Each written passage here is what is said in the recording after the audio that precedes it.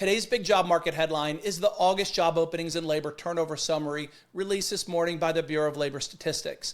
What we learned is that not much has changed since July. The numbers were essentially flat month over month.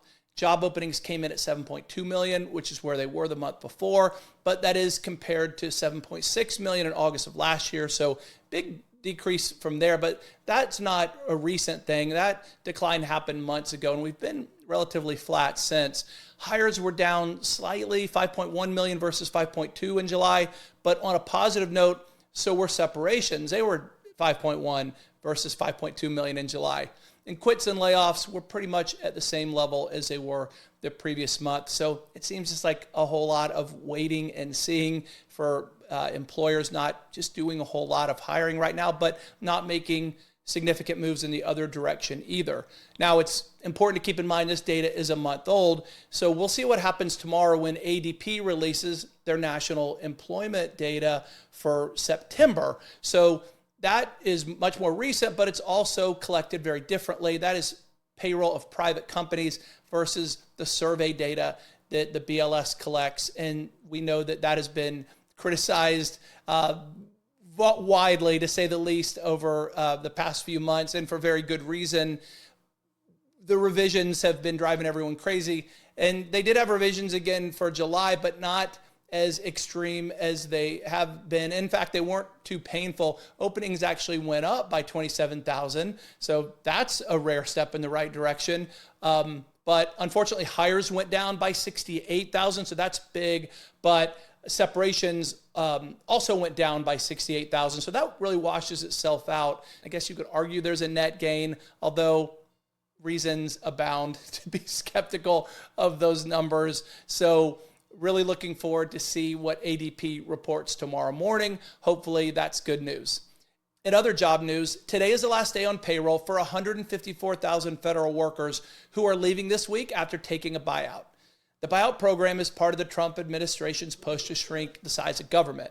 They offered financial incentives that were widely publicized earlier this year, but it also came with a threat of dismissal if you didn't take the offer and you were one of those who would be cut.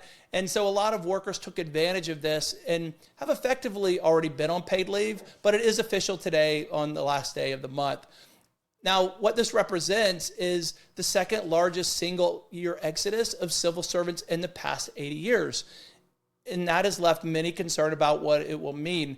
Experts quoted in a Reuters article warn that it represents a major brain drain of institutional knowledge from key agencies like NASA, where a reported 4,000 engineers and scientists took the buyout, but also the National Weather Service, USDA, CDC, FDA. There's a lot of highly specialized staff at these organizations that won't be easy to replace. That's obvious, and it won't be quick either. And so the fears that exist are probably for good reason. This will impact everything from weather forecasting to food safety to space exploration and public health programs. So these people who are leaving are responsible for what covers a wide spectrum of things that impact Americans across the country every day. So that is going to be a significant move. But on the other side of the coin, supporters of the program point to the savings. There's $28 billion annually that is expected to be saved as a result of these, I won't say cuts, but of these departures. So we're going to have to see what happens with this over time. Now, I was curious about what it represents from a historical perspective. And it turns out the federal workforce is about 1.5% of the total U.S. workforce. And I was surprised to see that number is pretty much exactly what it was 25 years ago. It has trended down over time, but the point being it really hasn't moved much in the past quarter century. And the 150,000 who are leaving is out of a total of about 3 million federal workers. That number peaked at 3.4 million in 1990, as far as I can tell. But if you're curious to see how Trump's trajectory of federal workers decreasing has compared to other presidents, Eisenhower had by far the most reductions, and President Obama had the most additions. Last year, we added 27,000.